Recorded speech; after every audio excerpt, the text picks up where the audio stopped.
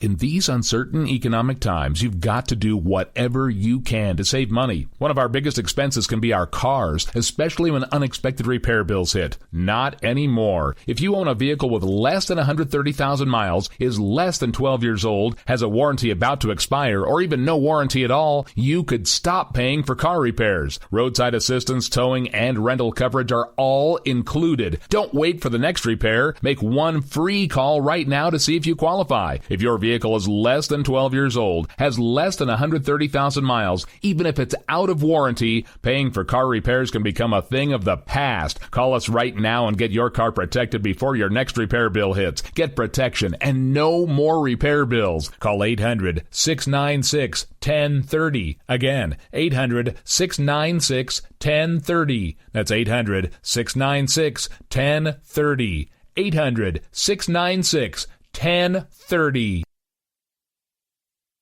Joe had huge problems with the IRS. I knew it was coming. I hadn't filed taxes since 1990. All the IRS letters coming in added up to a nightmare. To get up to like $68,000, my heart started beating fast. It's like, there's no way, man. I mean, I ain't going to be able to do this. Then they stopped his paycheck. So that's when I started making phone calls and found U.S. Tax Shield. U.S. Tax Shield went to work immediately. They just took the bull by the horns. What blew my mind is he called the IRS right then and there. So why is U.S. Tax Shield A+ rated with the Better Business Bureau? Joe knows. They saved me a ridiculous amount of money. If you owe more than $10,000 to the IRS or state, choose the company Joe chose, U.S. Tax Shield. It was the best decision I made. U.S. Tax Shield is the way to go. Life is good. Thank you, Lord. Call 800-471-3287. U.S. Tax Shield. Boo-rah. Yes. 800-471-3287. 800-471-3287.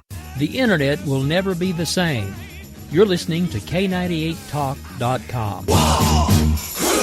Good God, y'all. What is it good for? Absolutely. Now get set again. Zinc Media. Feel the power of knowledge.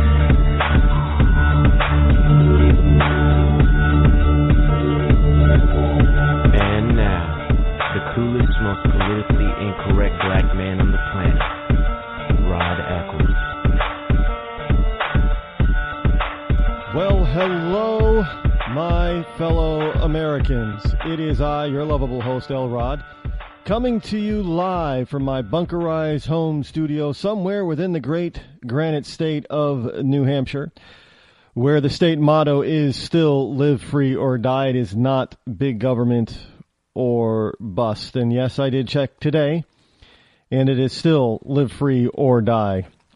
It is Monday, August the 3rd, in the year of our Lord 2015. It's August already. Welcome to August, everyone. The number that you can call to join the show this evening is toll-free 603-835-3224. Again, the number is 603-835-3224. Now, before we get into the show, I got a lot to talk about. We got a lot to go over, so we'll get to that. First, I want to thank everyone out there for all their prayers and well wishes for my father. As many of you know, many of you probably know, I've obviously been off the mic and out of the bunkerized home studio for about a week now. My father is, unfortunately, is not doing very well. And as a matter of fact, we are told that it is only a matter of time before he passes. And at this particular point in time, your prayers and your well wishes and thoughts are still extremely appreciated, not for myself, but for my family and my father. Obviously, this is going to hurt my mother the deepest. And I got to tell you, the entire week that I was spending quite a bit of time in the hospital with him, and there are times when he seemed to be out of it and he was not himself, but there were plenty of times when he was awake and he was very lucid and coherent and knew everything that was going on around him, and he acted oftentimes a lot like his old self, being a little sarcastic. People wonder where I get my sarcasm from. I get it from my father. People where I get my stubbornness from. Now, I get it from both of my parents. You want to talk about two very stubborn people? I mean, that's try living with them. But I get it from them. But I also get something else from my parents, and that is my ethics. I get my work ethics, my social ethics, my personal responsibility ethics from my parents. Now, as many of you know, that my father is he's an Air Force veteran. More than 21 years of his life was spent in the United States Air Force defending this great nation of ours. He is also a Vietnam War vet. And like many vets of any war, he didn't often talk about it. Well, whether or not he'd like to talk about it is irrelevant. He just didn't. And it seems like just about every vet I run into and I talk to, they all tell me that the real vets who actually saw real duty in a war type scenario, one of the things that links them all together, that makes them all similar, is that they don't really like to talk about it. And we've started to see something come about with some of the newer wars, if you will, about PTSD, post-traumatic stress syndrome, and how a lot of vets are going through this because they don't like to talk about it. So they internalize all of this.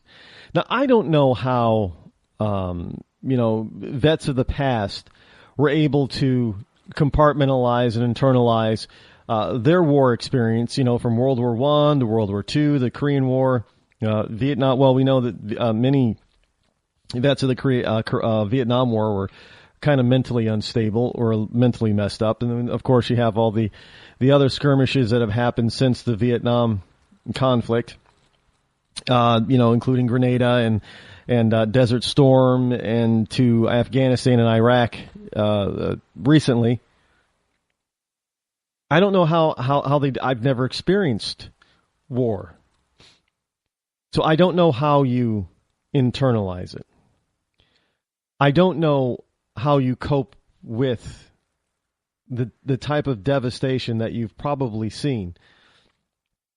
I don't know how you deal with the horrific death scenes, both of your enemy and your comrades.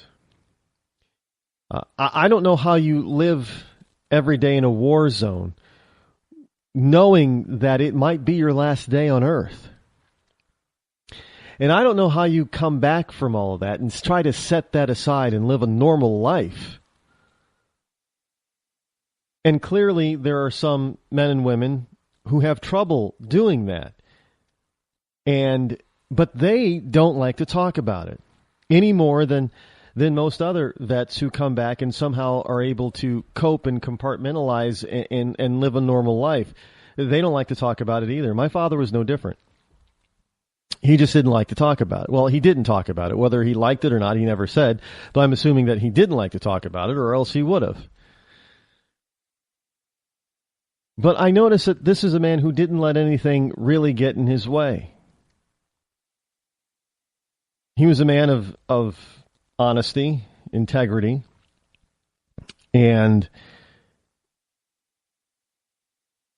it's sometimes it's very hard for us to understand the people in our lives, how important they are, until we find out either that they're not there anymore or they're soon not going to be anymore. Now, there anymore, but I got to tell you, I've always known, well, at least being an adult, in my later adult years, I've realized how important both of my parents are to me.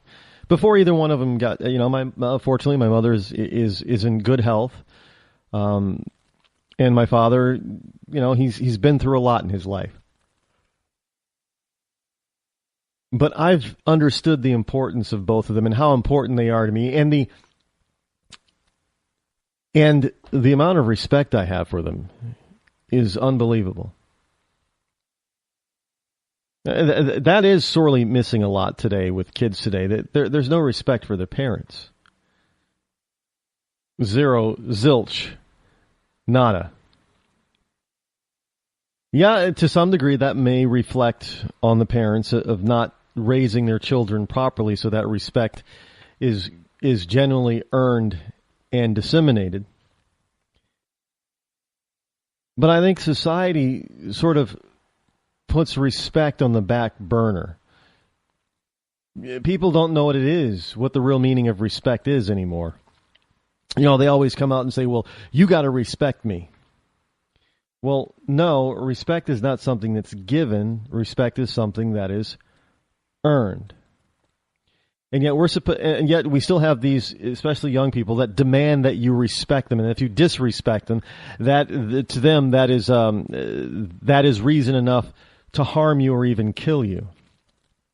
Well, that's not respect. And I always turn it back. Well, you want me to respect you. How about you respecting me?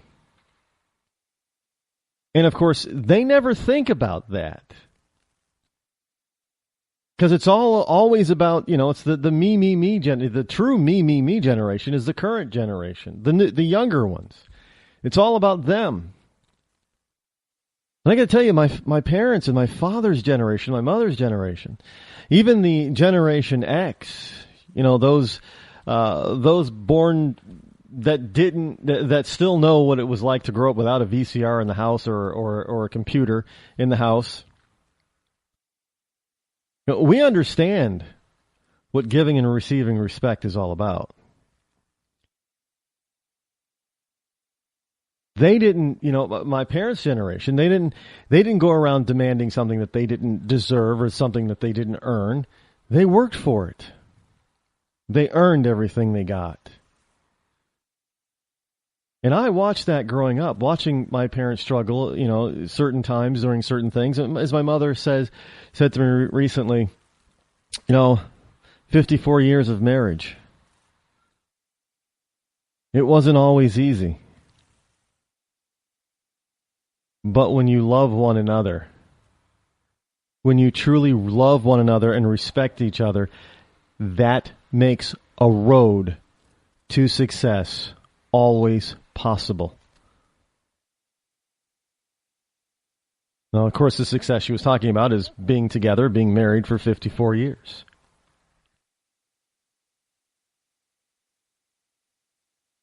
In this nation, we always have, well, it's not just this nation, it's on this planet, humankind. We have this notion of heroism. And I got to tell you, the reason why, this is what I firmly believe. We have a rash of superhero movies and TV programs lately.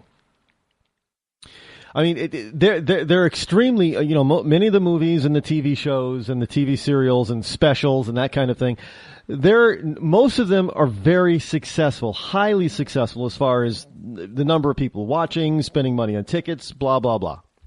Very successful.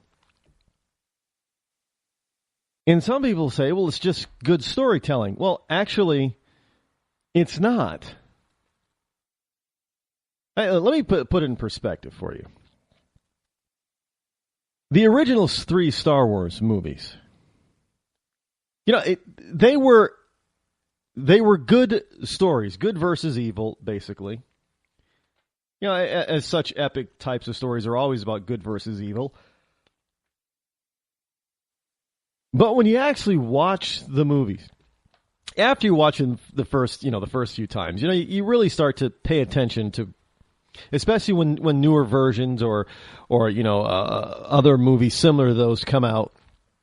And you realize that the Star Wars movies are, they're the favorite in their genre of a lot of people, mine included. But you start to watch them, and you start to pay attention to things like the acting and the dialogue, stuff that you most likely miss the first few times you watch it. And then you start to realize, now, this is true of the first Star Wars movie. I mean, if you watch it again, you'll understand what I'm talking about. And you'll probably start to say, yeah, Rod is kind of right on this. But it isn't going to change. I mean, it doesn't change my perspective of the movies. And it isn't going to change yours because they are what they are. But when you start to pay attention to what's actually going on and how the movies are presented, you realize that even though the story, the premise, the plot of the movie is good, or of the three movies is very good, the premise of it is old-fashioned good versus evil. The plot, you may say, well, it was kind of telegraphed that Darth Vader was going to be Luke Skywalker's father, that kind of thing. I don't really know or care about that, but especially on the first movie, the first Star Wars movie, if you watch it, you'll realize, one, the acting isn't all that great. In fact, a lot of it's kind of terrible. It really is. And second, what you might notice is the dialogue really sucks. The written script part of each character's lines is actually pretty bad. It's pretty awful. It really is. And I don't care about, I'm not saying this because this is I'm looking at it at 2015 back in, what does it come out, 1977? I'm not looking back on into that because I thought this when you were able to watch it, on video, and everything, a few years later, and then it started appearing on TV, and you got to see it a lot. And I think it came on HBO, and you got to see it over and over again, for the entire month that it was on HBO. So you got to watch this stuff over and over again, and you begin to pick up this stuff, and you begin to see, well, you know what? The dialogue kind of sucks. Some of the actors really kind of sucked. I mean, let's face it, Mark Hamill was not a great actor. Even some of the better known actors didn't do a very good job of acting in this movie. But, we're not going to say which ones they are, but the dialogue really was pretty bad.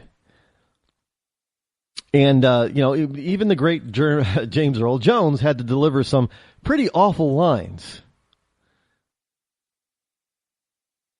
But the point is that what made this series of movies really good was the story. Now, what makes today's superhero movies so noteworthy?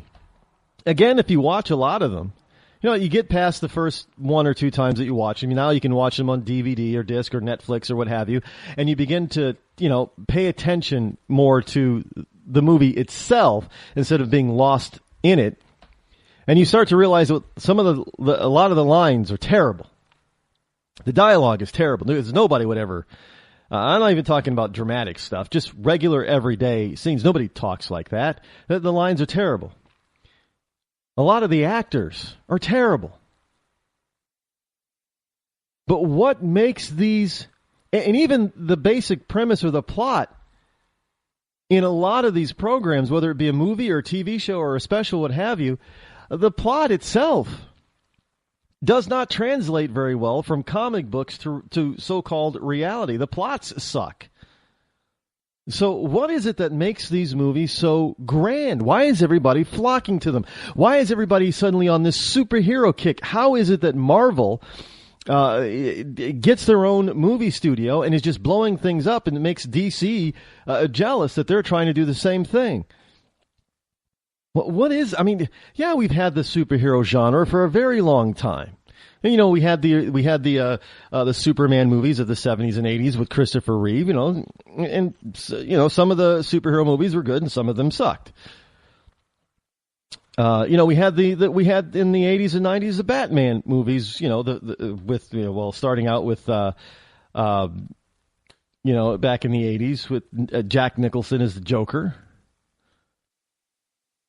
Now, granted, when you look at those original Batman movies, those were solid scripts. The lines were good. The action was good. The actors were good. And then, of course, they moved down the line and then we ended up with some terrible original Batman movies. But, again, the genre stayed alive and we rebooted Batman and now we're rebooting it again. Why?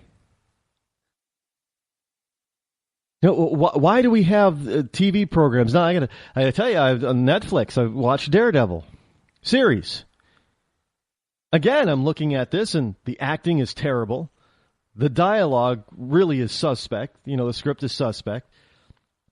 The action sequences and fight scenes, you're kind of, what is he really doing? It's not, a lot of times it's really not believable. The characters really are not the characters that I remember from the comic, but, Kingpin wasn't the Kingpin in this TV series as far as I was concerned. But why is it a success? Why are people watching? What drew me to it? Other than the fact that, it's a superhero. I remember reading it in comic books. Now little boys grow up reading, before today's modern incarnations of computers and stuff, but little boys, they would run around and read comic books and read superheroes. But why is it now that adults, who never really, probably never even really read comics as kids, why are they flocking? Because humankind has always looked for superheroes. Now, if you're talking about, we get all these lefties out there to talk about, well, we don't, there's a lot of gray. There's no black and white. Well, superheroes, for most of them, are black and white. There's right and there's wrong. And sure, there are some superheroes that kind of mix it up a little bit. Batman. You're right. Batman says in one of the movies, you're right, I'm not going to kill you because that would be wrong. But I don't have to save you either. And that would not be wrong. But there is this sort of black and white, right and wrong, good versus evil in all of these superhero movies. Something that is lacking in real life. But I say it's really not lacking. We just don't know where to look because we look for it everywhere else except where we should be looking for it. I've always viewed my father as being my hero. And I know many other boys out there growing up with fathers in their household view their father as their hero. My dad always stood up for what he believed was right. He never backed down. He always protected his family as best he could from anything and everything. He helped keep things together. And a lot of people are searching for this. They're searching for this hero that'll come into their lives and do the same thing for them. All I have to say about that is that the heroes are already there. The real ones. The reality. They don't have to go to a movie theater. They don't have to plop down in front of their TV or rent a DVD in order to find them. I find it interesting that most people will pick somebody as a hero that we think is bigger than life. A sports superstar, maybe a movie actor or actress, or a musician. For some, it might even be certain business people are seen as heroes. It is rare, even in this day and age, that we look at political figures as being heroes. Now, back in the past, in the good old days, we see a lot of hero worship of politicos and leaders and statesmen and such. Not so much today. Why is that? Because the very notion of what a hero is supposed to be is not is obviously not evident in modern politicians anywhere on the planet. In fact, for most people, in order to find out that, in order to get their political leaders to be heroes, they have to be propagandized and made bigger than life with posters everywhere, and every time you turn on the TV, there's their face or what have you. There is no natural heroes in the political sense almost anywhere on the planet. Especially in Western civilization, we are making these hero movies so big, so huge, because we are searching for the heroes that we have been missing, or so that we have believed we have been missing. And I got to tell you, they're probably right in your own family if you just pay attention. They'll help you understand. And once you understand what it is to be a true hero, you know what you're going to do? I'll tell you what you're not going to do. You're not going to be given a bunch of BS and accept it, Hillary Clinton. You're going to demand that there is right and wrong. Plain and simple. We'll be back. When our water heater broke down last month, it was a nightmare. It took 5 hours for the plumber to show up, and he charged us a couple of $100 just to come out. Then it cost another $1,800 to put in the new water heater. By the time it was all said and done, I felt like I'd been taken. But what else could I do? The smartest thing you can do is get a home warranty from American Residential Warranty. Their home warranties pay to repair or replace all your major appliances when they break, and they will break, and at the worst possible time. Call American Residential Warranty right now for free information on home warranties starting at just pennies a day. Don't wait for your refrigerator to stop running or your ceiling fans to stop turning. Call American Residential Warranty right now. Ask how you can save up to 50% on washer and dryer coverage. Just call 1-800-616-8010. That's 1-800-616-8010. Again, 1-800-616-8010. Call now. Did you ever look at the stains in your coffee cup and then realize that's exactly what happens to your teeth? Power Swabs is the 5-minute solution to get your teeth white without visiting the dentist. This is Ben Gordon with Power Swabs, and if your teeth are stained from coffee, tea, or smoking, all it takes is 5 minutes with Power Swabs. In 5 minutes, you'll see an average of 2 shades whiter teeth, and in 7 days, 6 shades. It's clinically proven to whiten natural teeth as well as caps and veneers. The secret is a tooth detergent that was developed by Dr. Martin Ginniger that lifts stains off of your teeth. Best of all, there's no messy strips or trays that you have to leave in your mouth for an hour. Just swab your teeth for 5 minutes and you're done. To try Power Swabs risk-free, call 1-800-291-5140. That's 1-800-291-5140. I guarantee your bright white smile will have your friends talking about how great you look. Try it risk-free today. 1-800-291-5140. That's 1-800-291-5140.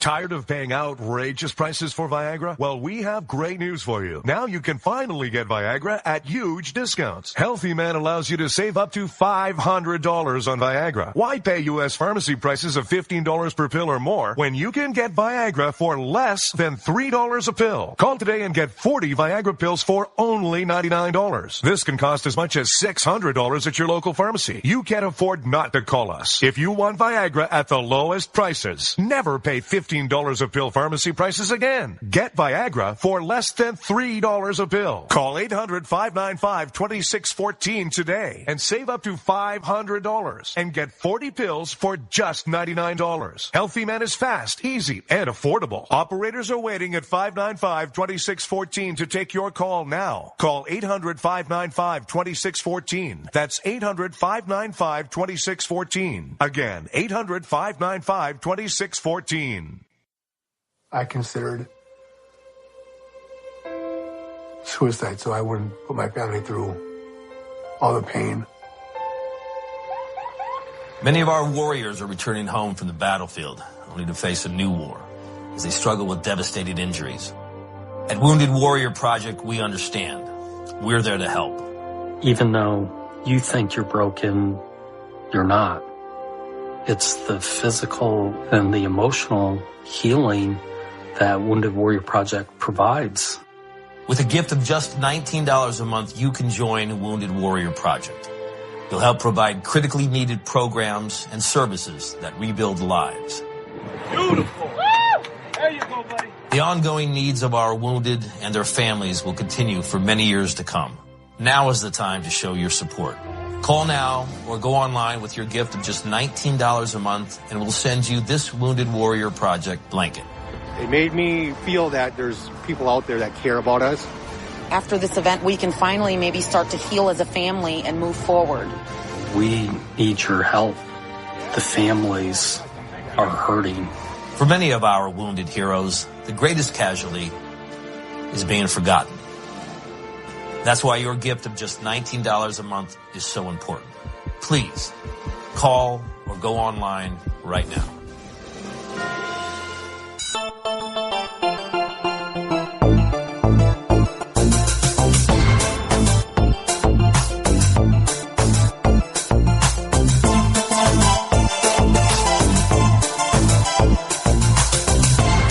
You're listening to The Rod Eccles Show.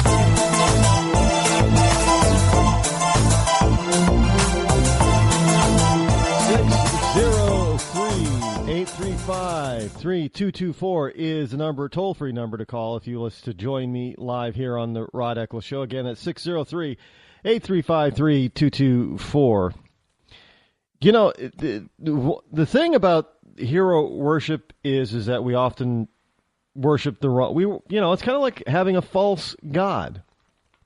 You worship a false god, and you find out that they don't deliver what you think they should deliver, what you want them to deliver to you.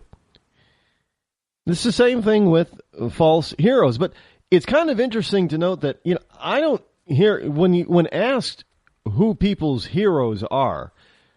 It is rare indeed for anybody to, in modern day, to cite a politician as their hero. I mean, you would think, and that with the advent of the first black president, half black president, that many a black child would look up to Barack Obama as their hero. They don't list him as their hero. They don't.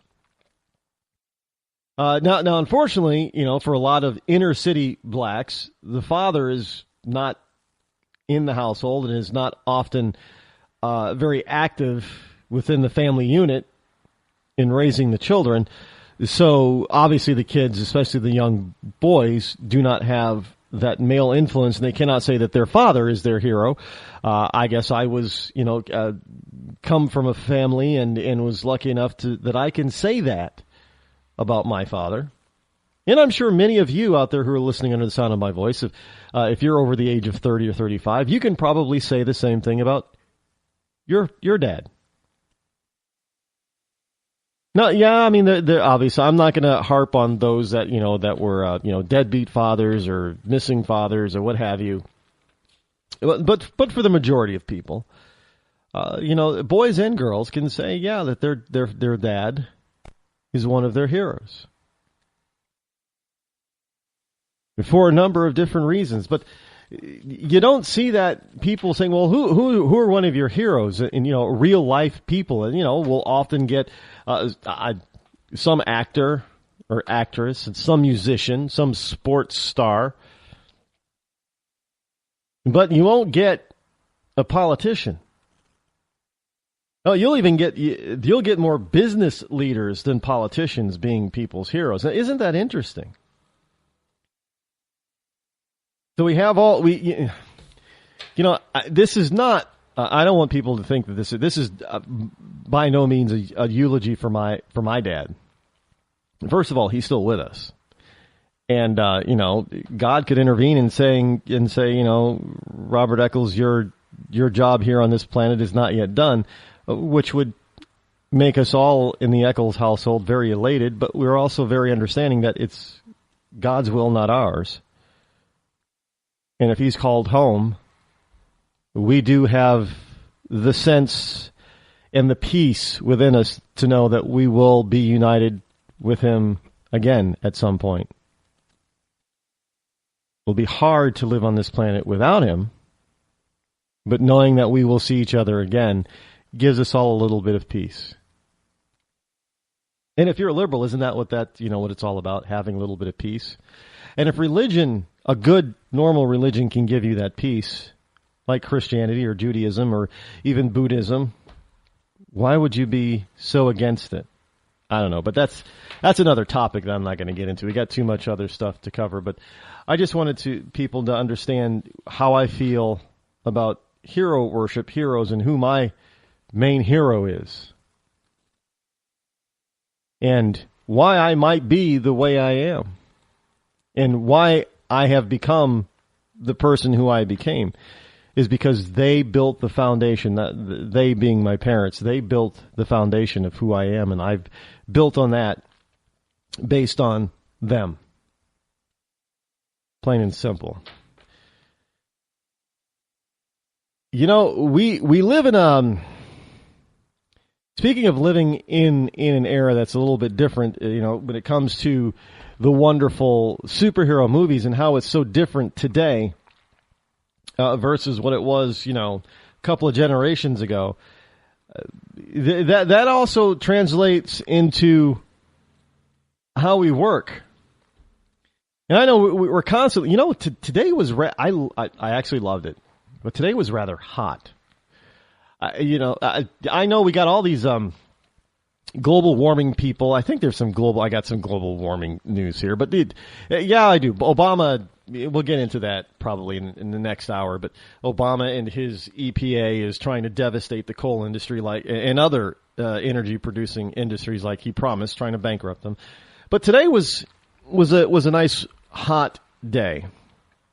Now, frankly, in New England, we haven't had many over the past few summer seasons.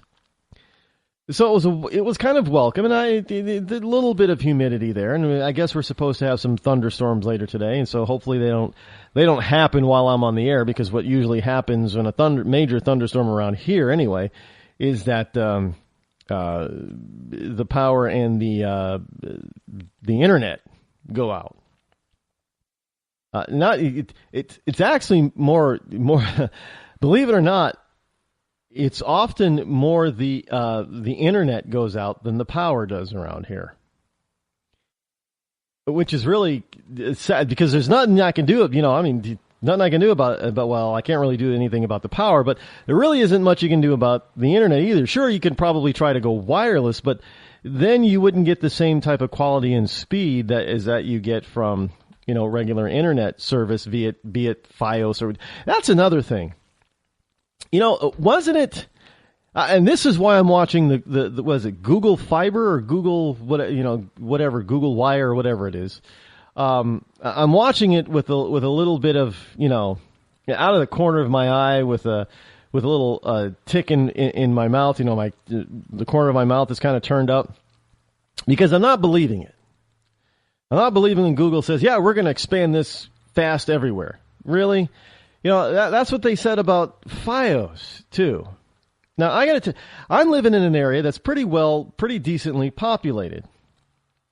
And you would assume that in a decently populated area and near and around a state's capital that you'd be able to get FiOS. But we can't. And this is something that, it boggles my mind. And some people say, well, it kind of costs a lot, to bring to wire or lay the fiber and that kind of stuff. And I say bullcrap because of what they're charging for internet rates. It's highly suspect. Well, maybe it's because they have to pay such high wages to everybody from the lineman all the way up to the CEO. Let's face it. You get those people. I know around here there's I forget the name of the company. It's a very large cable service company. Now Comcast obviously doesn't have enough technicians and trucks to run around and try to fix or install everybody's cable service, evidently. So they subcontract this work out to private enterprises. And I know of one that's located like in the Londonderry, Hudson, Nashua area of New Hampshire. And they have like over 100 trucks on the road on a daily basis or something like that. It's a ridiculous amount.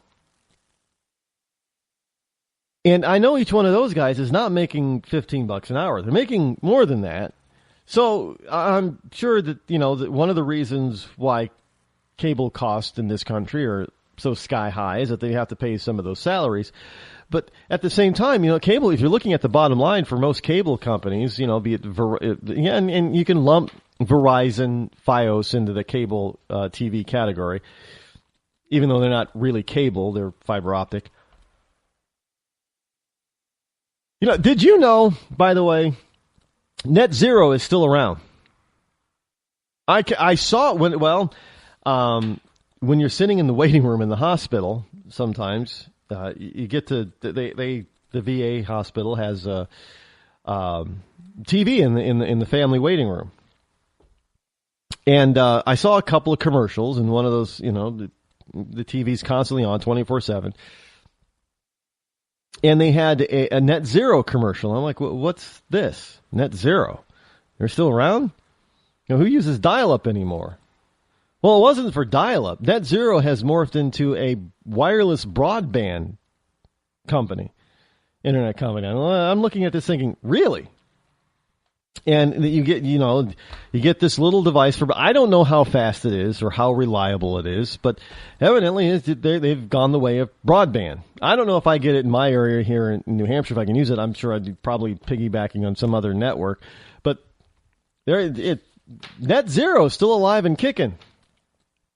And I don't know what it costs because they always, they talked about this introductory rate of like $4.95 a month or something like that. But maybe I should look into that as a backup or something. I don't know. But look, if we allow competition in the cable industry, and in this industry of internet service providers, I think you're going to find that our costs are going to go down. Consumer costs are going to go down because competition is going to force downward pressure on subscription rates. And hey, understand that this is why Netflix doesn't cost you $20 a month. Simply because there are a lot of other choices and more of them are popping up. Amazon is now becoming a serious contender. Obviously, they don't have, the library that Netflix has yet. And of course, you've got Hulu that takes care of a lot of stuff that Netflix doesn't do or doesn't have. And there is some crossover, but not much. And there are Vimeo. There's a few others out there too. And who knows, what others might pop up. I know there are some on the fringe out there that you can get, and you can specialize if you want to do in certain genres. I think there's a science fiction one, and even some of the networks themselves are starting to offer apps that you can get, especially with things like Chrome TV and the Apple TV thing. What's it called? The Fire TV, I think it's called for Apple or for Amazon. And you've got Roku, and you've got the Apple TV, and you've got so all of these boxes, if you will, they're nothing more than a gateway, kind of like a computer. They're the gateway, and they're all making these apps that work with these gateways, if you will. So if you want, I saw a commercial for Lifetime Network. That woman's network that does better than Oprah Winfrey's network. Well, for $3.99 a month, you get all the movies that I think it's 30 movies a month for $3.99. Unlike, so if you're probably a woman, if you're a Lifetime Network fan and you like those Lifetime Network movies and miniseries, well, for $4 a month, you don't need your cable to get Lifetime. Now, granted, if you start tossing in all of these channels that you want to watch and what have you, it's probably going to be around the same as what you're probably paying now for cable. But look, at least you'll have more control and get more of what you want. You'll get the channels that you want. Wait a minute, there is there's another cable company out there, I do believe now, that is starting to. I think it's Fios. Yes, it's Fios that is now offering some the beginnings of you being able to pick and choose the cable networks that you want within your cable service. So you're only paying for what you know you're going to watch. And I think there's a service for like 15 channels and 30 channels and what have you. So you pick 15 channels that you want. It's kind of expensive, but you know when you're getting all the networks that you want, instead of having to pay for a bunch of channels that you don't want and having to buy a higher price package in order to get some of the channels you do want, you can just toss them all in there in your 15, whatever it is. It might be worth it for some people. But when you have things like, you know, all the gateway boxes like, you know, Apple TV, Roku, blah, blah, blah. And now you're having, look, you got HBO Now. And look, HBO went ahead and did this. And I think there's a Showtime now too, right? But they went ahead and did this, even though the cable companies were screaming for them not to do it. And HBO said, well, look, we're just going to be losing out on too much money if we don't. So they gave us HBO Now. And I have it. Oh, what is it? $8? Something like that a month. And you know what? I find I really don't watch a lot of HBO. I got it basically. I mean, I think since I've had it, I got it for Game of Thrones. And I think since I've gotten it, outside of Game of Thrones, I think maybe I've caught 3 or 4 movies on HBO, one of which was the latest Godzilla flick, so I can't really count that one. So, you know, but you know, it's my choice. Now, I got it. And I have a choice to watch it or not. And if I don't want it anymore, it's easy just to cut it off. But if I'm connected to cable, you know, well, HBO is easy to cut off. You just say you don't want the subscription. But when it comes to other channels, it's not. Look, if I don't want to watch Lifetime, if I'm not interested in Lifetime, I don't have to subscribe to Lifetime, and I'm not going to get Lifetime, so I'm not going to miss anything. But if I have cable, I've got to pay for it whether I want it or not. But anyway, I digress. We have, Obama's always constantly trying to talk about how much they are building the economy and all these jobs that are out there. Jobs are everywhere. Everybody's got a job. The funny thing about all these jobs numbers is they're just a bunch of manipulated lies. They really are.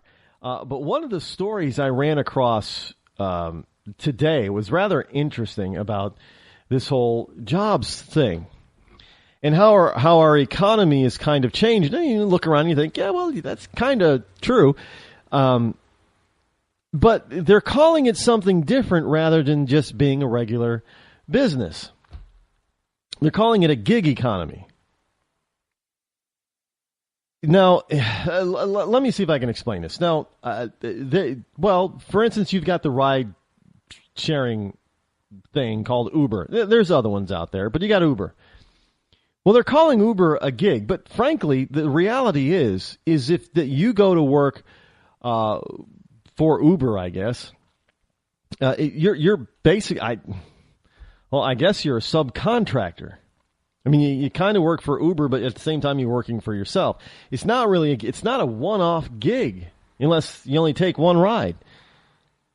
And many people who do Uber, it's a serious. For some people, it's their full-time income, and for others, it's a serious part-time secondary source of income. That's not a gig. That's a job or a business. But they're calling it the gig economy. So I think we're trying to redefine what a job is now, which is also going to make it a little bit more difficult for people to understand what the unemployment levels are. Because if you're doing gigs, then you're not unemployed, right? Really. So but let's take, for instance, maybe you're a freelance writer.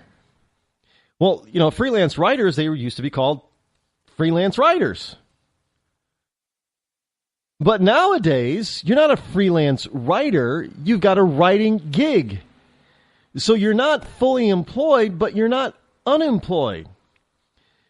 Now, back in the day, you would be called self-employed, but that term is slowly disappearing. You're not self-employed. You're a gig-terpreneur or something like that now. I saw that word and I heard that word. I think it's pronounced gig-terpreneur. So you're not self-employed, and therefore your number, the number that you are, you can be manipulated in the government's unemployment statistics any way they want. Because all they have to simply do is say, well, you're underemployed if you're doing gigs. And I don't know how you can be unemployed if you're making $100,000 at doing what you're doing, but this is what they're saying. This is how they're manipulating everything. This is how they're trying to change the definition of how we work and interact with one another on a physical level, and how the economy is supposed to change because the government says it's supposed to change in order to fit this gig economy. And you see a lot of things, a lot of companies who are trying to cater to the gig economy or the gig-terpreneur, like QuickBooks has this, self-employed type of app, accounting app. You just swish this way or slide that way, and it makes it easy. And because you get to see how much money you're spending and how much you get to keep. And all like that's just a regular business. That's not a gig. They're telling you that you're in business, that you have a business, and you probably should register it as a business. But no, you're not fully employed. You're underemployed, I guess, if you're not making a certain amount of money. But anyway, the gig economy. And this is from the Daily Caller. The gig economy put 2.1 million people to work and accounted for 30% of new jobs between 2010 and 2014. So all those wonderful jobs that were created, 30% of them are people that have just decided to do what I always tell people to do. If you can't find a job, create one. Well, evidently 30% did just that between 2010 and 2014, 2.1 million people. Now, the analysis finds that the number of workers in the gig economy soared between 8.8% and 14.4% from 2002 to 2014. Over the same time period, overall employment rose by only 7.2%. So people are definitely trying to make things be more responsible and self-reliant. And I'm a business owner. I highly recommend people doing at least something in part-time, doing some sort of their own business part-time. People used to do that all the time. They had a side business going. They had their regular full-time job and they had a side business. And a lot of people back in the day, the 80s and 90s, it was like, wow, what are you doing? You're doing multi-level marketing? You doing that Amway thing? That was somebody's side gig or side business, right? And they did it after hours. They had their 40 plus hour, 8 to 5 job every day, Monday through Friday. And in the evenings on the weekends, they did their side business. And that's my gig. The side gig. And then all of a sudden, all these wonderful financial gurus out there, like a rich kid, rich dad, rich kid, poor kid, whatever it was. Hey, you got to have a business. You got to have your own business, even if it's part-time. Get a part-time business on the side. You can get all these tax advantages and make extra money and blah, blah, blah. You're not totally dependent on your job and this and that and this and the other thing. And all of a sudden, a bunch of financial gurus are running around, spouting out off this stuff. Well, you can do this real estate thing and with no money down. And now we've gone from investing in real estate and, buying houses and buying apartment, 4 units and 3 units and that kind of thing and holding on to them and renting them out for profits every month without having alligators to, flipping them. That's all the rage now.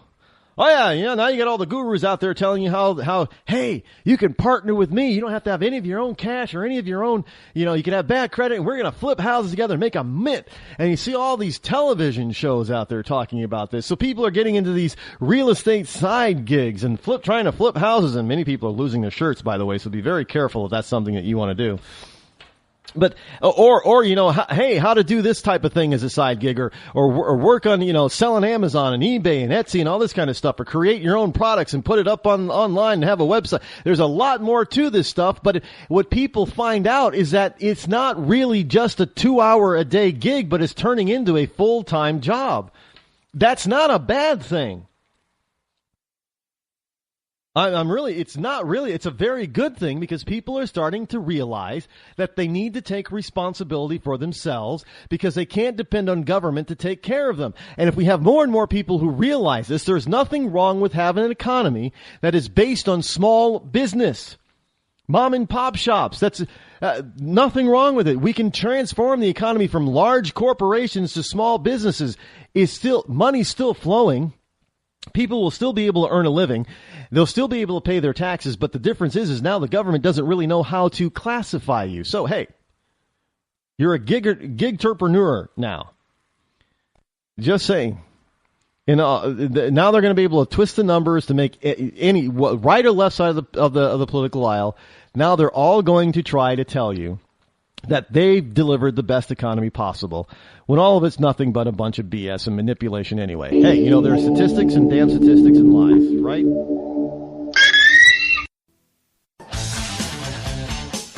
The leader in talk radio on the internet, right here on K98Talk.com.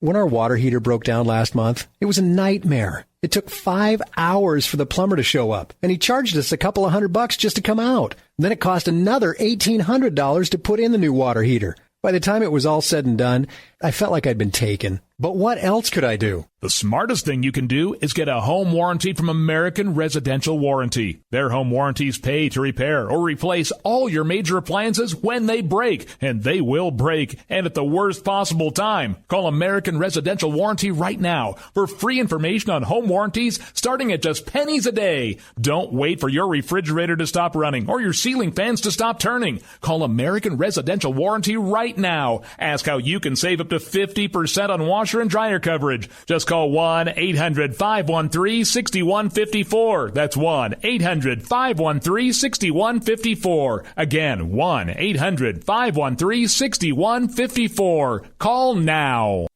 Tired of paying outrageous prices for Viagra? Well, we have great news for you. Now you can finally get Viagra at huge discounts. Healthy Man allows you to save up to $500 on Viagra. Why pay U.S. pharmacy prices of $15 per pill or more when you can get Viagra for less than $3 a pill? Call today and get 40 Viagra pills for only $99. This can cost as much as $600 at your local pharmacy. You can't afford not to call us. If you want Viagra at the lowest prices, never pay $15 a pill pharmacy prices again. Get Viagra for less than $3 a pill. Call 1-800-516-7602 today and save up to $500 and get 40 pills for just $99. Healthy Man is fast, easy, and affordable. Operators are waiting at 1-800-516-7602 to take your call right now. Call 1-800-516-7602. That's 1-800-516-7602. Again, 1-800-516-7602.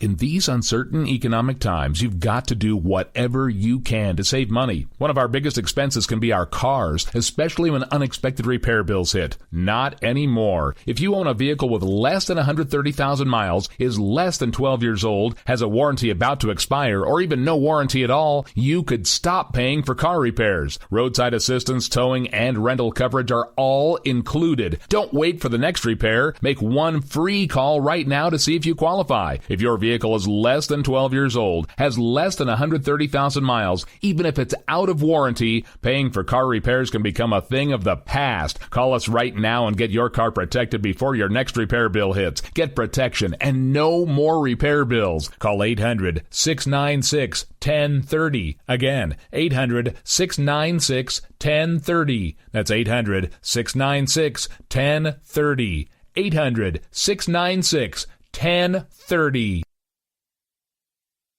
Joe had huge problems with the IRS. I knew it was coming. I hadn't filed taxes since 1990. All the IRS letters coming in added up to a nightmare. To get up to like $68,000. My heart started beating fast. It's like, there's no way, man. I mean, I ain't going to be able to do this. Then they stopped his paycheck. So that's when I started making phone calls and found U.S. Tax Shield. U.S. Tax Shield went to work immediately. They just took the bull by the horns. What blew my mind is he called the IRS right then and there. So why is U.S. Tax Shield A+ rated with the Better Business Bureau? Joe knows. They saved me a ridiculous amount of money. If you owe more than $10,000 to the IRS or state, choose the company Joe chose, U.S. Tax Shield. It was the best decision I made. U.S. Tax Shield is the way to go. Life is good. Thank you, Lord. Call 800-471-3287. U.S. Tax Shield. Boo-rah. Yes. 800-471-3287. 800-471-3287. The Internet will never be the same. You're listening to K98Talk.com. Good God, y'all. What is it good for? Absolutely. Let's get started again. Zinc Media. Feel the power of knowledge.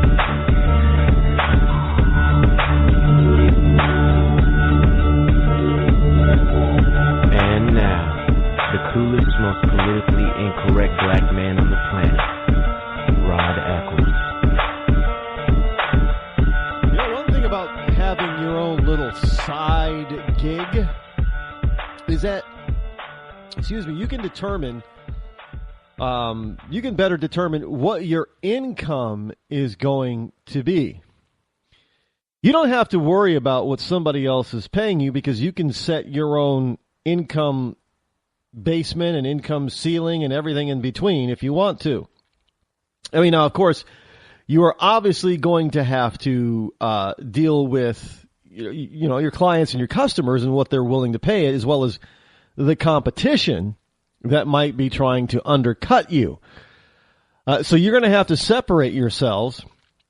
This is where some people, this is what I believe when it comes to this gig-terpreneur type of stuff.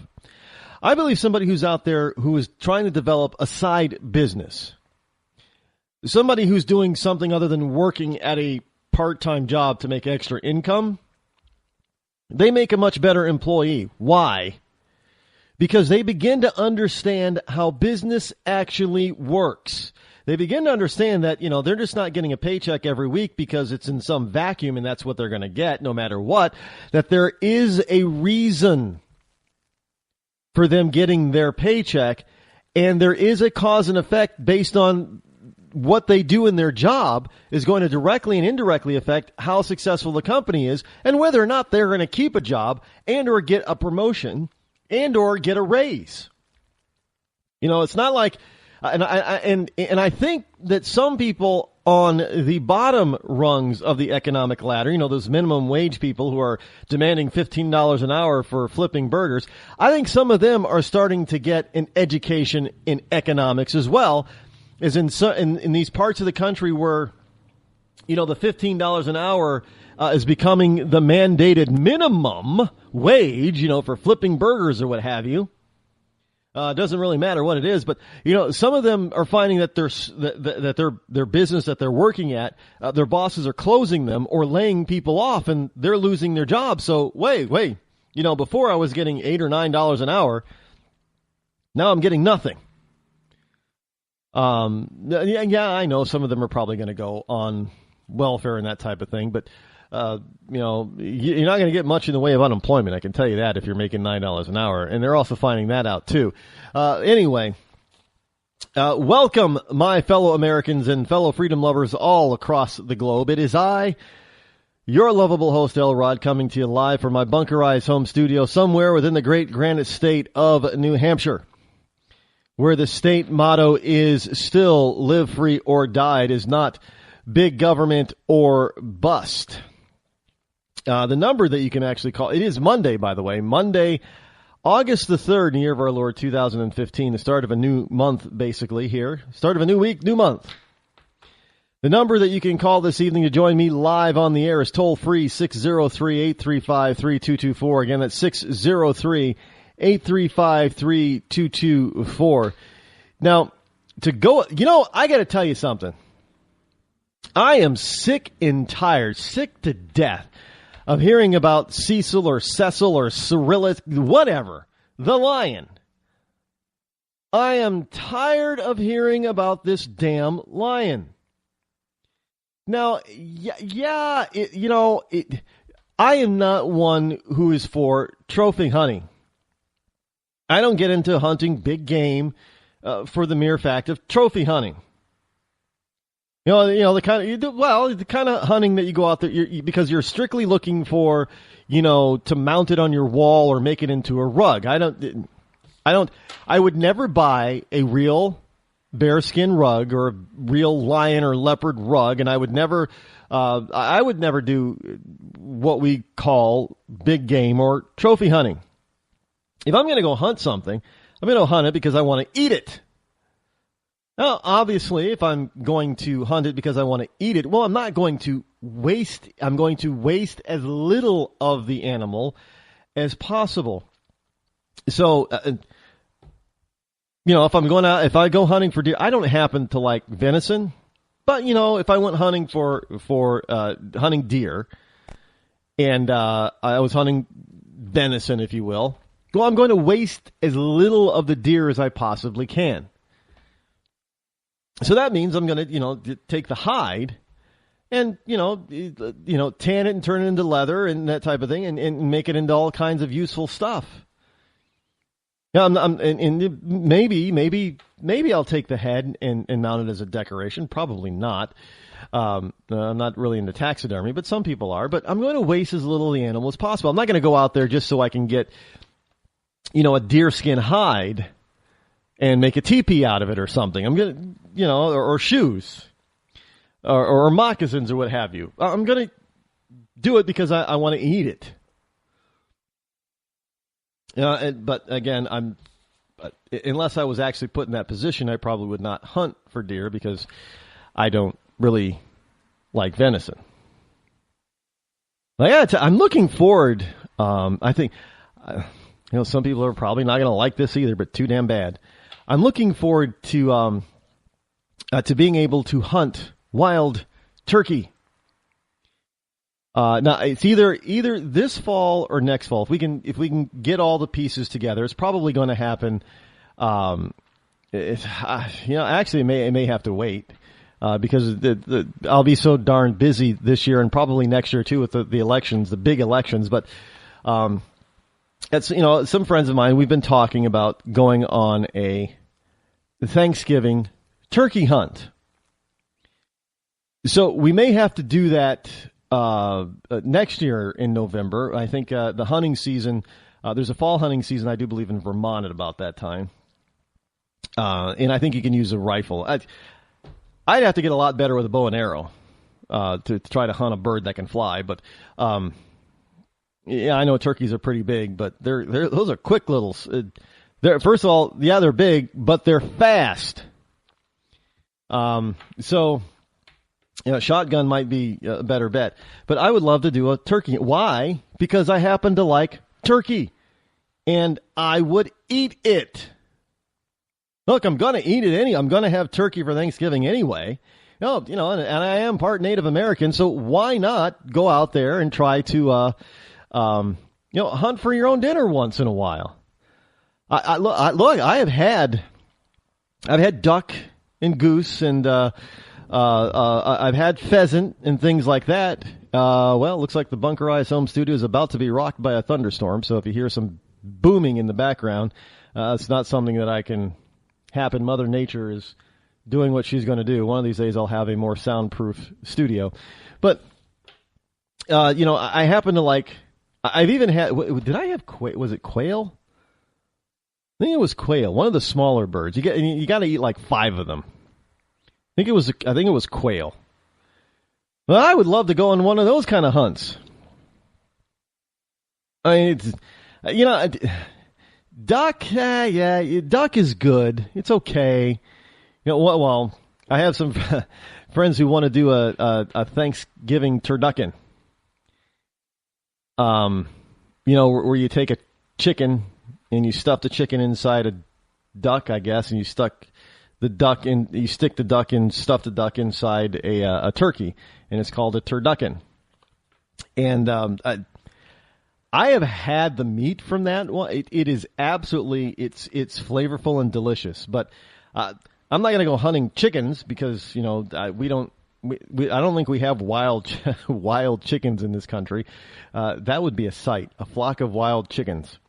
But other than that, I'm not a huge duck fan. I mean, it's okay, but I happen to like goose better.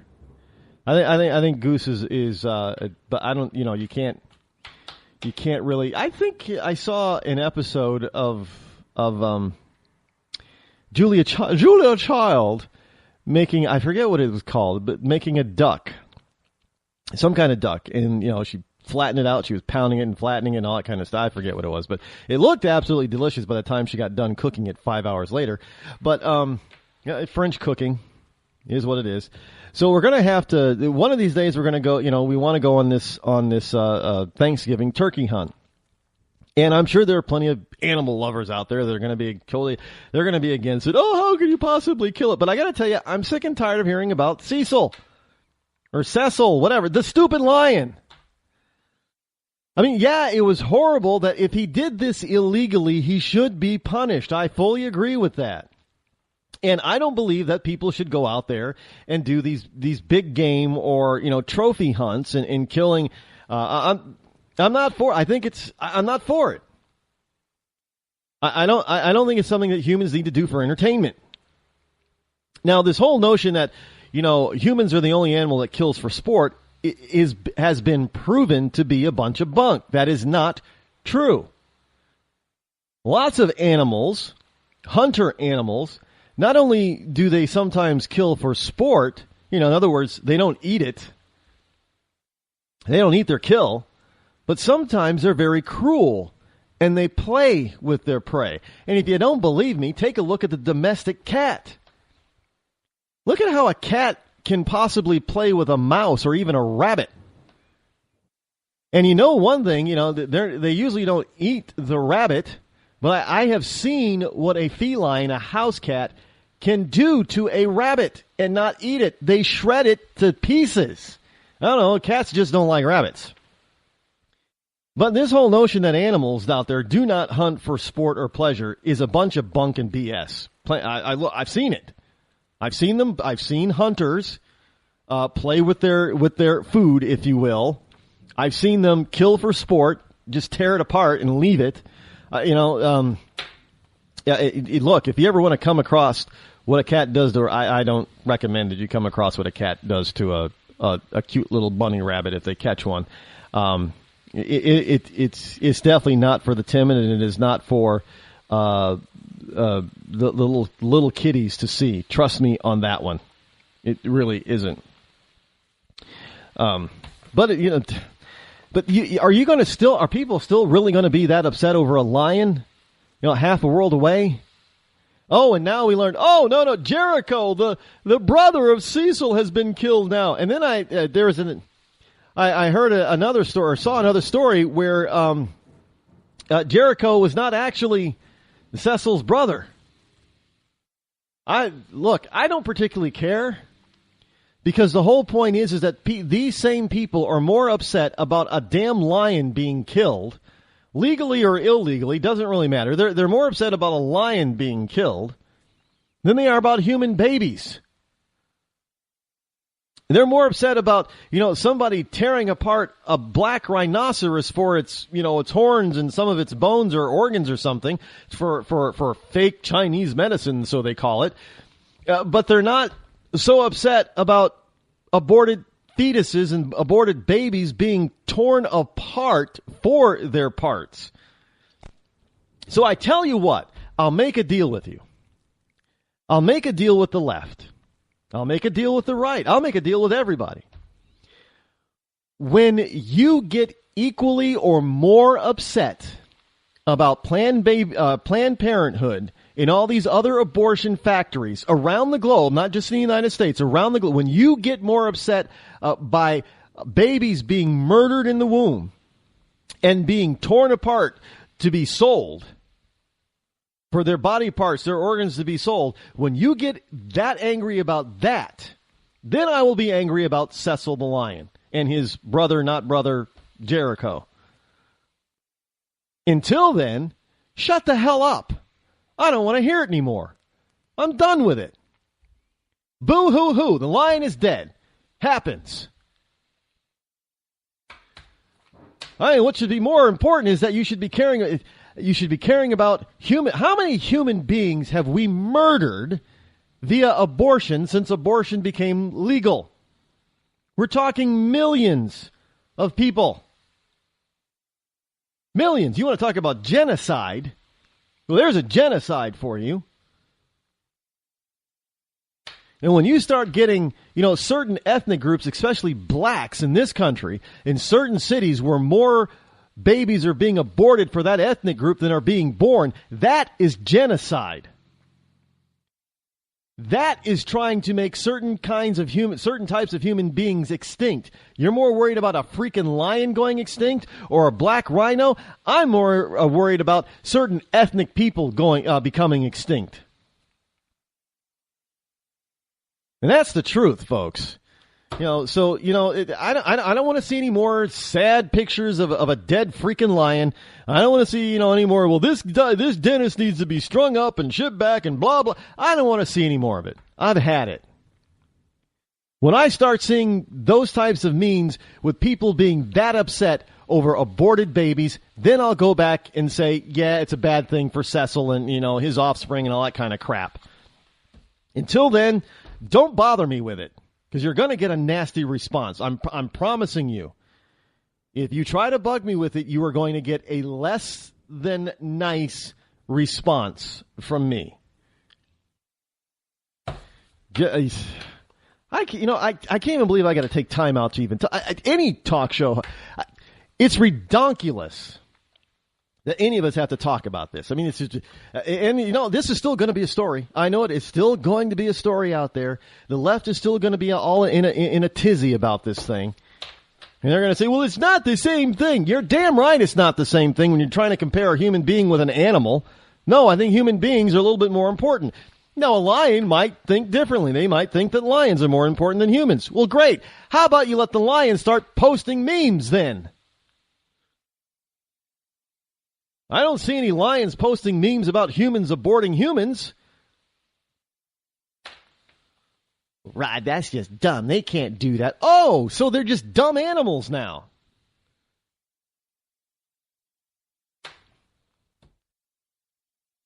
Young Conservatives, youngcons.com.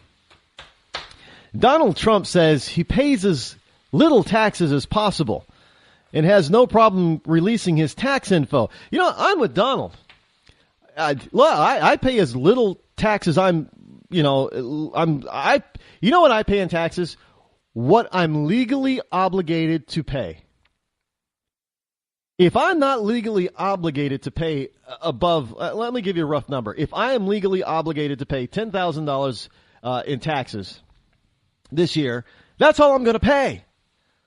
I'm not going to pay $15,000. I'm not going to pay $20,000. I'm not even going to pay $10,001. I'm going to pay $10,000. That's it.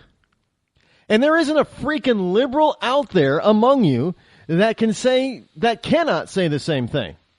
You're not going to tell, well, no, I don't bother, trying to pay as little as I can legally pay. I'm going to pay the maximum. Not one of you hypocrites out there can actually say that. Not even rich people like Warren Buffett or all the Hollywood people out there that run around saying, yeah, well, we should pay more in taxes. What's his face from The Bourne Identity, Matt Damon. Oh, was once quoted, yeah, I think I should pay more taxes. Well, it's very easy, Matt. Just don't take all the deductions that you're allowed to take. You'll pay more in taxes. Go right ahead. If you want to pay more in taxes, I guarantee you that if you write a check to the United States Treasury Department as a gift or as a donation, they will take it. They're not going to say, "Oh, no. We looked at the IRS records. You've already paid your quote unquote fair share of taxes. We can't take any more of your money." No, they're going to take your check. They're going to cash it and put it in the Treasury.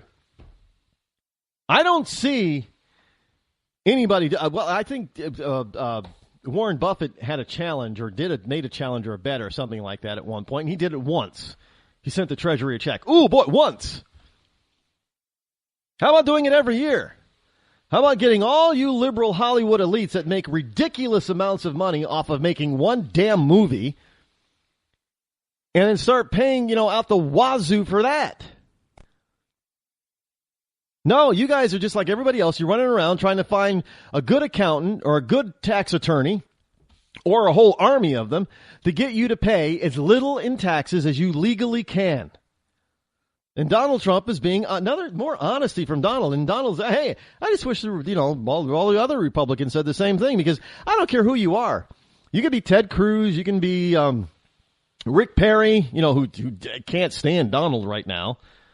And that's because, hey, Rick, you're at the bottom of the heap, right? There's so many other people above you in the polls. It's redundant. Maybe you should start acting more like Donald. You might rise in the polls. I don't care if you're, Jeb Bush or whoever you are. You're all out there trying to pay as little as possible in your taxes. And don't tell me, and that goes with, what's his name? The guy from, who used to be an IRS bigwig that's running for on the Republican side. Everson, I think his name is. I can't remember his name. There's 18 of them, or 17 or something like that, people running. How the hell am I supposed to remember all of them? Even I can't even remember the ones that don't even really count. And Rick Perry is close to becoming one of the people that don't even count. Sorry, some people out there might be Rick Perry fans, but it is what it is. So go out there and, tell us. And there is not a damn Democrat politician out there that doesn't pay as little in taxes as, in fact, a lot of Democrats don't even pay what they're legally obligated to pay. I don't hear anybody talking about that on the left either. Remember Tim Geithner? Yeah, how many Democrats over the past 8 years?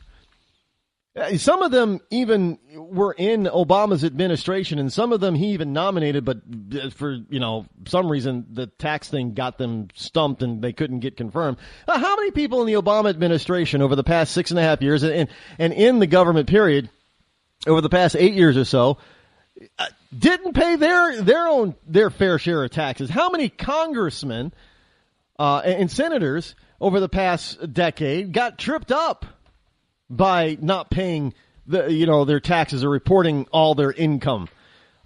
They're all over the place. And yet they're the ones running around, especially on the left, running around telling us that we're not paying our fair share, we're not paying enough. Are you freaking kidding me? You got a guy who didn't pay his taxes, who should have been in jail, but instead he got appointed to run the United States Treasury, which is in charge of the Internal Revenue Service, IRS. And so no wonder Americans are throwing their hands up and saying, oh, well, no big deal. There's nothing we can do about it. Yeah, there is. You got to start electing the right people. I'm telling you. We can't keep doing this. We can't keep, having people running around telling us, well, this is what you're going to do, and then them not following the same laws and rules. It's a bunch of BS. So I'm with Donald. Hey, look, I pay as little as I possibly legally can. And he gave a whole bunch of reasons why he does that, and all of them are legit reasons. So anybody out there that says, well, no, you should pay more in taxes, I say, bullpucky, you go ahead and pay more if you want to. I'm not giving up my hard-earned money so my government can waste it on programs and people that don't work. Another one of those subjects I cannot believe that I actually have to talk about. And this is getting ridiculous.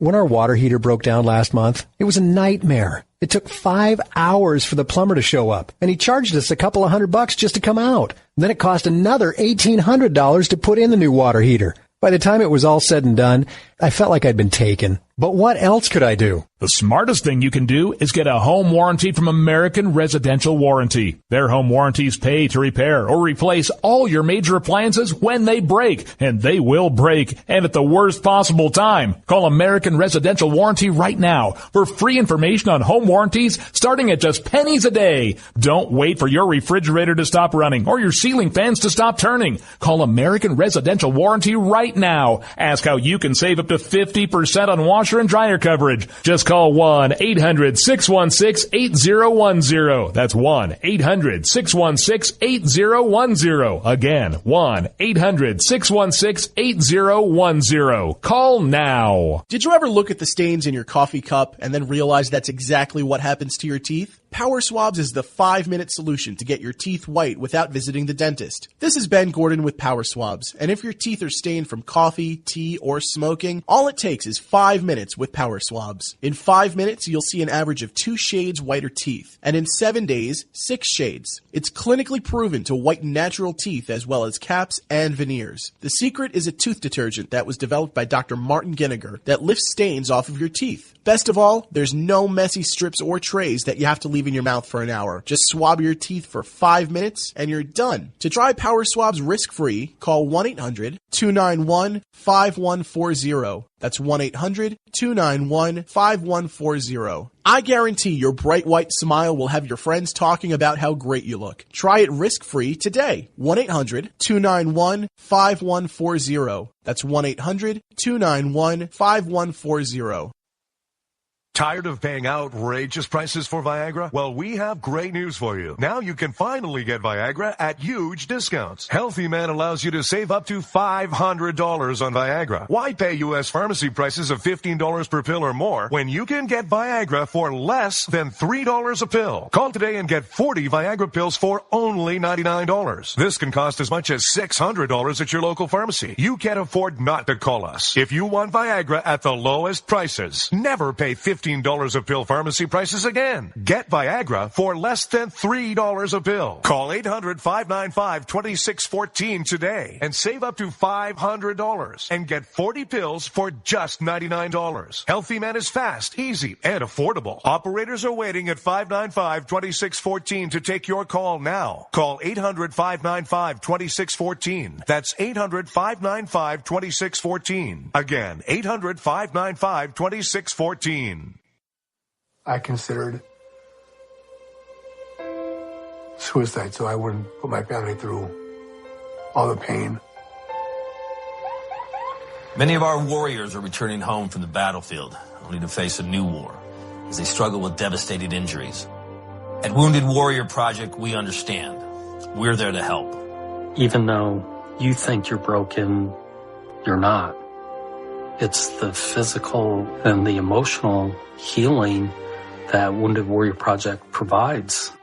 With a gift of just $19 a month, you can join Wounded Warrior Project. You'll help provide critically needed programs and services that rebuild lives. Beautiful. There you go, buddy. The ongoing needs of our wounded and their families will continue for many years to come. Now is the time to show your support. Call now or go online with your gift of just $19 a month and we'll send you this Wounded Warrior Project blanket. It made me feel that there's people out there that care about us. After this event, we can finally maybe start to heal as a family and move forward. We need your help. The families are hurting. For many of our wounded heroes, the greatest casualty is being forgotten. That's why your gift of just $19 a month is so important. Please call or go online right now.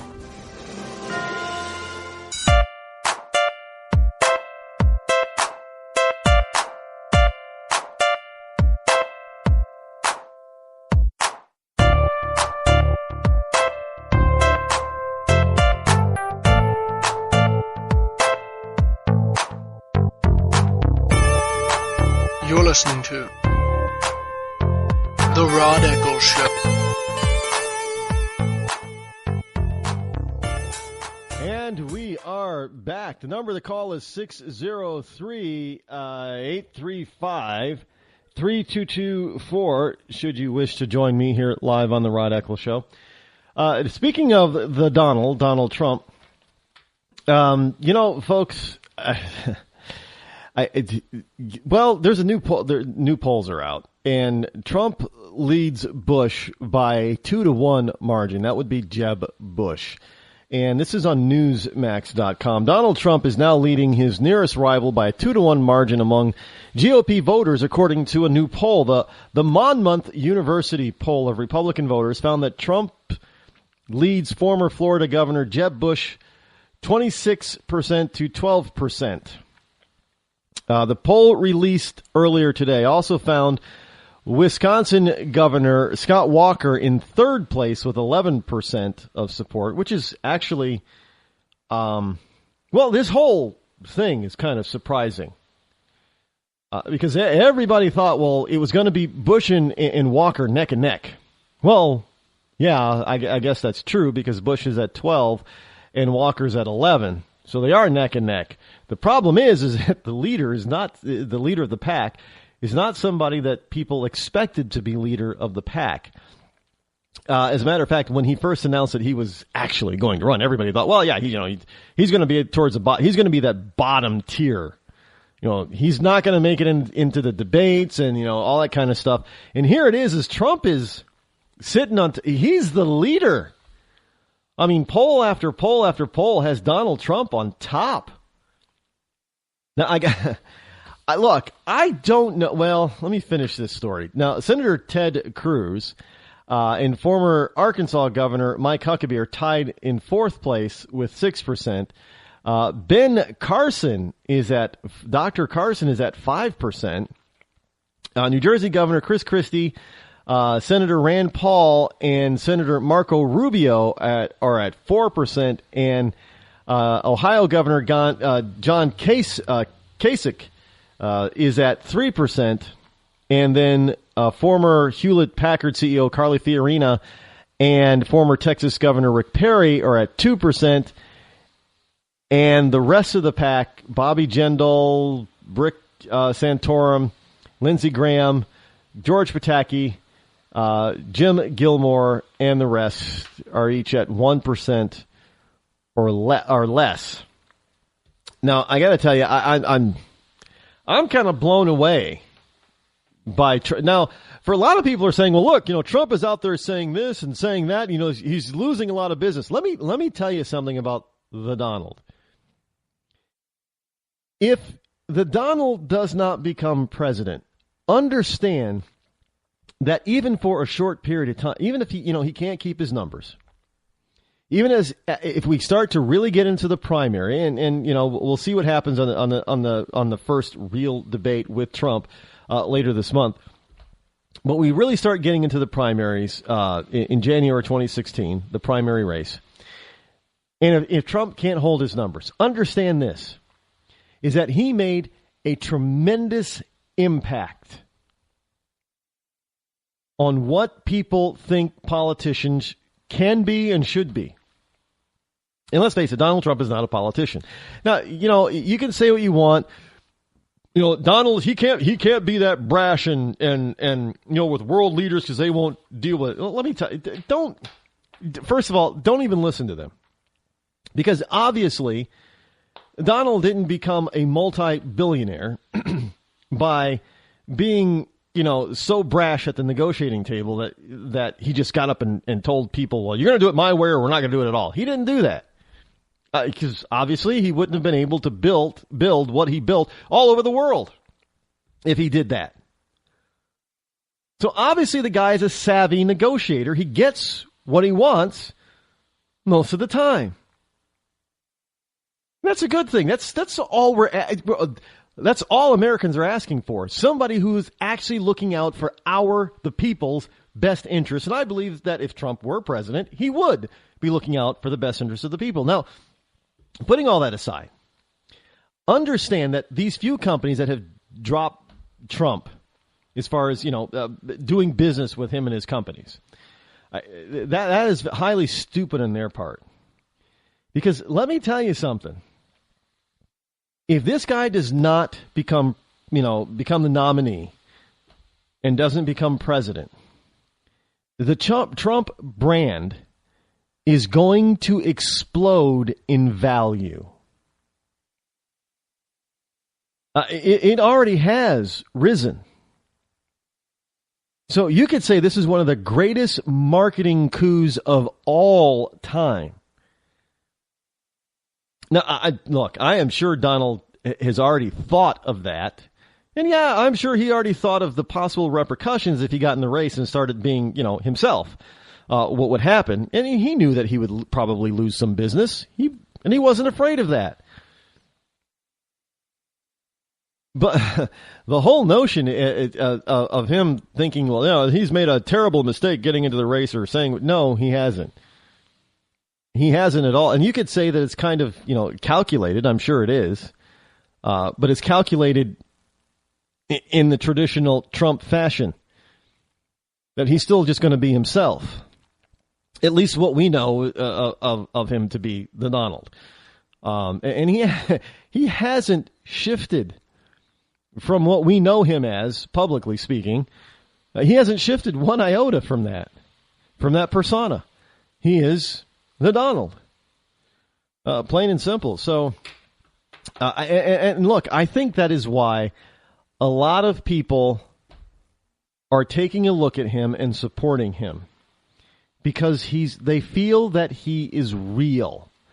Because he's on the campaign trail right now, being exactly the same as he is on the TV show The Apprentice, being exactly the same as he was, building his real estate empire back in the 80s and 90s and early 2000s. He's the same person. People, look, we've got books and programs and specials and we've got all kinds of stuff on the Donald for people to understand and know who Donald, the public presence of Donald Trump is. And we even know a little bit of what the private Donald Trump is like. And so far, what we have seen in the campaign trail is exactly like everything else we already know about Donald Trump. Hasn't changed one bit. And there's a lot of people on the campaign trail on both sides of the aisle that we cannot say that. We know that they've changed. And then, of course, there are some people who are on the negative side who are exactly as we know them to be, Hillary Clinton. And they haven't changed. She hasn't changed one iota either. But that's not a good thing. See, the Donald is him not changing and being himself. That's a good thing. Hillary Clinton, from what we know of her, and we know a lot, her not changing and being exactly who she is not a good thing. And, well, I'm just saying, this whole notion that people think that, that the Donald Donald Trump would, I believe, make a very good president. I believe he would. Would he be one of our top 10 best presidents in our nation's history?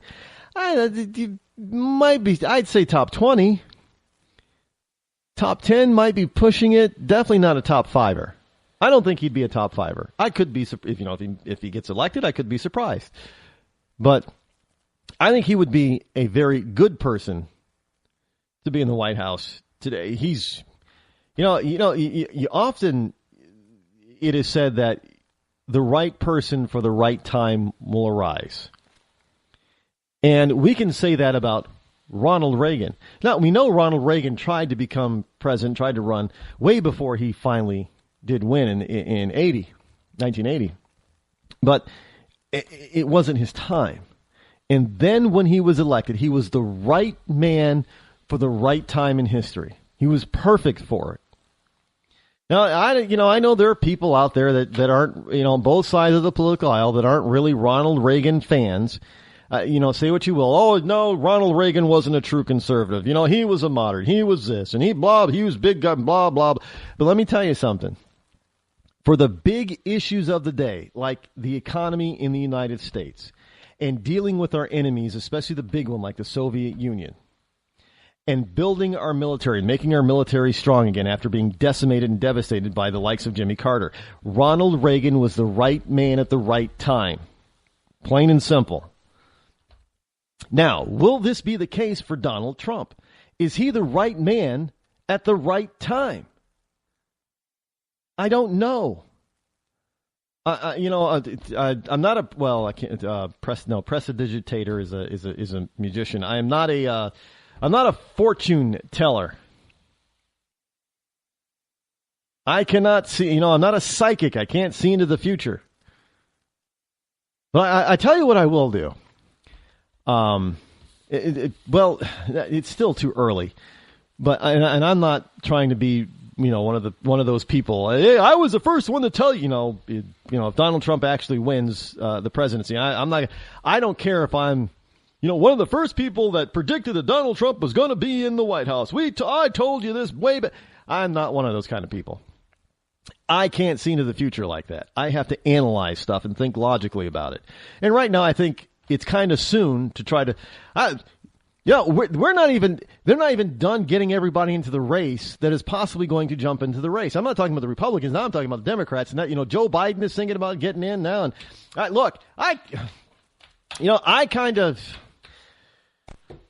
I don't know if he's going to get in or not. But I don't think this whole draft Biden thing, people better stop and you Democrats better stop and really think about what you're asking here. You folks tried to portray Bush as being a dumb hick. I got to tell you, there is lots of video and lots of tape that'll be rolled on Joe Biden to show just how much of an idiot, foot in mouth daily type of person that guy is. Why do you think that it took him longer than I thought it was going to take him? But after a while, the White House just finally said, you know what, we got to shut Joe up. This guy is, open mouth, insert foot daily. You haven't really heard much from Joe Biden over the past few years. Why? Because he's an idiot. And I know there are some people out there who don't like me calling our political leaders idiots. Well, I call it like I see it. If you don't like it, then don't listen to me. I'm sorry, but, the truth is that we've got, and it's not just him goofing up once or twice. It's constantly saying stupid, idiotic stuff that even an amateur, the first time on the, trying to be a politician, wouldn't make these kinds of mistakes. And this guy has been in public, quote unquote, serving the public for decades. You would think he would have learned, but you think his handlers would have learned how to handle him, so he wouldn't make these kind of amateurish type of stupid mistakes. It's idiocy on display. Sorry. But will he jump into... Look, I hope he does. Because it'll be, Tweedledee against Tweedledum against Tweedledummer. I'm talking, bringing in the guy from Vermont there, the socialist from Vermont, Bernie Sanders. He's hurting Hillary something awful. And I think Biden is just only going to split all their votes. That's fine with me. And then maybe, I know it would never happen. Only Republicans seem to want to, hey, if Joe Biden gets into the race and they don't nominate him, I'm not going to vote, said no Democrat ever. But I got to tell you, we got some idiots on the Republican side that are around there saying, if Rand Paul or if Ted Cruz or if Marco Rubio or insert any name you want is not nominated, then I don't know what's wrong with this party and I'm not going to vote. Yeah, we got those kind of idiots on the Republican side. And yeah, that's idiocy, and they're acting like idiots. Again, somebody out there is not liking that I use that word, but hey, I call it like I see it. But it's because you don't get the Democrats out there saying, well, if Joe Biden or if Hillary Clinton isn't the nominee, I'm going to stay at home. I'm not going to vote. No, they're going to go out there and vote for whoever the damn Democratic nominee is. Because they're going to make sure that it's their guy is in the Oval Office.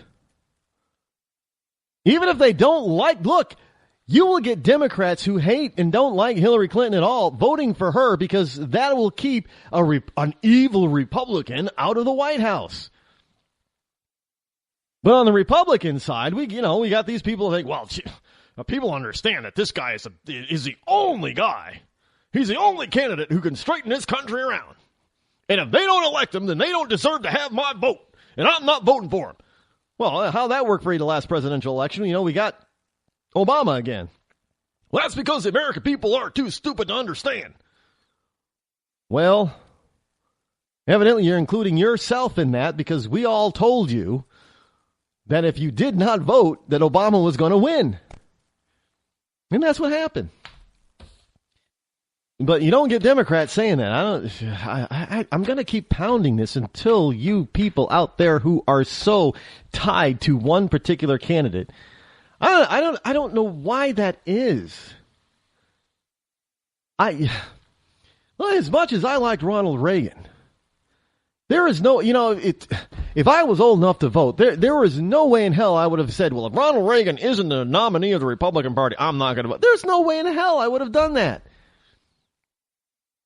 That makes absolutely no logical sense. Hey, for those of you who didn't like Ronald Reagan, I guess that we would have been better off with a second term of Jimmy Carter? Is that what y'all are saying? Because really, that is what you're saying. That evidently, you dislike the entire Republican field except for your particular candidate so much that you would rather see Hillary Clinton as president than anybody else in the Republican ticket right now. I mean, I would rather see Lindsey Graham as president than Hillary Clinton. Now, I know I've been on I've given speeches and I've told people that I know who I don't want to be the Republican nominee, and I said Jeb Bush, but there's one other person that I want less than Jeb Bush, and he doesn't have a chance anyway, but I'm just telling, Lindsey Graham is at the bottom of my list. But I got to tell you, I would rather see President Lindsey Graham over a President Hillary Clinton any day. So if you're telling me, if you're a Republican or a conservative, and you're telling me that if your candidate of choice is not nominated, that you would rather see Hillary Clinton as president over any other Republican person on the Republican ticket right now, you are an idiot. Plain and simple.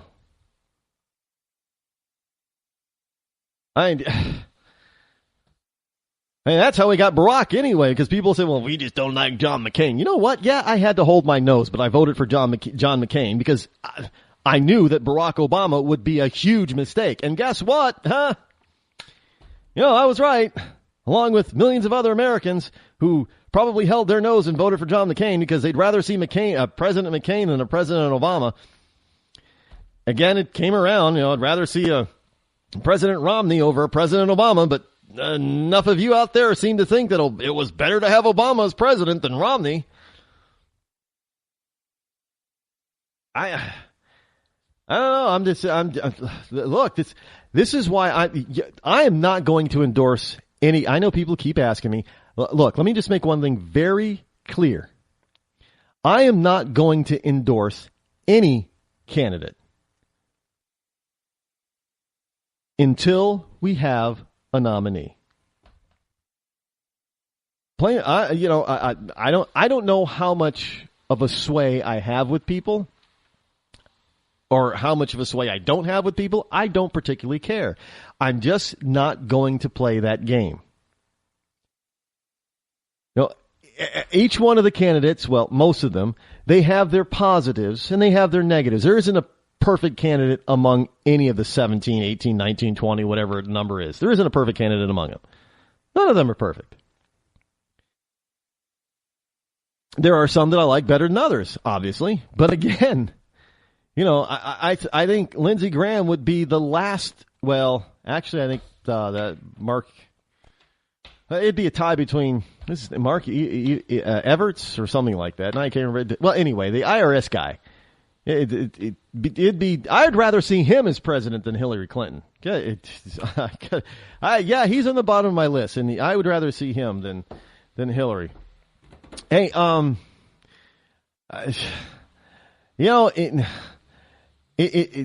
he's, somebody's probably going to ask, well, he's a moderate and he likes the IRS and blah, blah. Well, yeah, but you know what? I don't know what else to say. So far, anybody on the Democratic ticket, other than possibly the guy on the Democrat side that has no chance, Lincoln Chafee, none of those Democrats would be any good for this country if they were elected. None of them. Except maybe Lincoln Chafee. But he's such a weak person anyway. He wouldn't be evil and destructive like Obama, but, his foreign policy and how he deals with other countries, he'd be just as weak in my book. So that wouldn't be very good. But he'd be the only one that wouldn't be devastating to our Constitution. Just saying, it's the only one I believe that on the Democratic side they wouldn't. Every one of those other ones, they would totally destroy whatever Obama hasn't destroyed. The rest of that crew on the Democratic ticket right now would finish the job. I'm just telling you. Last thing tonight, it's from the Washington Times. Less than a third of Obamacare exchange customers are satisfied with their plans, according to a survey released Monday that finds enrollees in the Signature Health overhaul are less happy than those covered through government programs or their jobs. So this whole notion that we needed the exchange and we needed Obamacare, hey, if you like your health care plan and you like your doctor, you're going to keep it.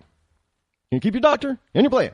And obviously none of that is true, and many people we're running out there going to the exchanges in places that they shouldn't have been able to get go on the exchange because it was illegal, but the Supreme Court said, that law doesn't really mean what it says. It says, whatever we want it to say, and we think that it should say this. So, so they're not happy anyway. And yet we got, most candidates on both sides of the political aisle are not really all that serious about repealing Obamacare. Now, I hate to tell you, even on the Republican side, most of them are really not that serious about it. You're gonna have to look. I'm going to tell you the truth. They're really look at their actions. I don't have to tell you a damn thing. Just look at their actions. They're just, Americans are not happy with the way healthcare is going in this country. Overwhelmingly so, they're not happy about it. And you got a bunch of politicians, well, we can't really do this or this or this because, then the Republicans are thinking that they're just going to lose if they get rid of it. Well, let me tell you something. You guys are going to lose if you don't. And, what we're doing to Medicare and Medicaid and the VA, Veterans Administration, healthcare-wise, should be enough to convince everyone, except the most diehard of liberal nonsensical idiots, that government involved in healthcare is the worst possible idea. And I'll talk more about the VA again tomorrow. But people just don't like government involved in their healthcare. And I got to tell you, I don't blame them. Well, that sound means that I'm out of time for tonight. We'll be back here, same bat time, same bat channel. Until then, this is Rod Eccles. You've been listening to The Rod Eccles Show. I'm out.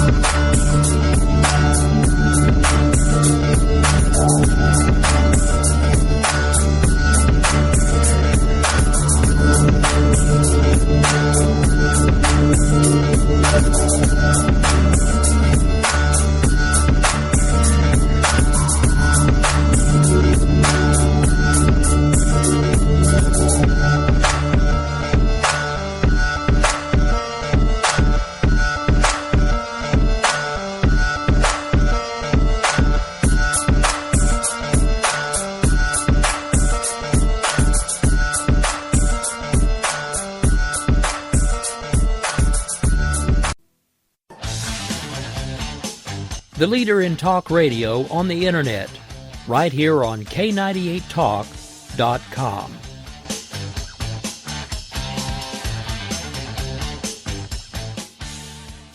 When our water heater broke down last month, it was a nightmare. It took 5 hours for the plumber to show up, and he charged us a couple of $100 just to come out. Then it cost another $1,800 to put in the new water heater. By the time it was all said and done, I felt like I'd been taken. But what else could I do? The smartest thing you can do is get a home warranty from American Residential Warranty. Their home warranties pay to repair or replace all your major appliances when they break, and they will break, and at the worst possible time. Call American Residential Warranty right now for free information on home warranties starting at just pennies a day. Don't wait for your refrigerator to stop running or your ceiling fans to stop turning. Call American Residential Warranty right now. Ask how you can save up to 50% on washer and dryer coverage. Just call 1-800-513-6154. That's 1-800-513-6154. Again, 1-800-513-6154. Call now.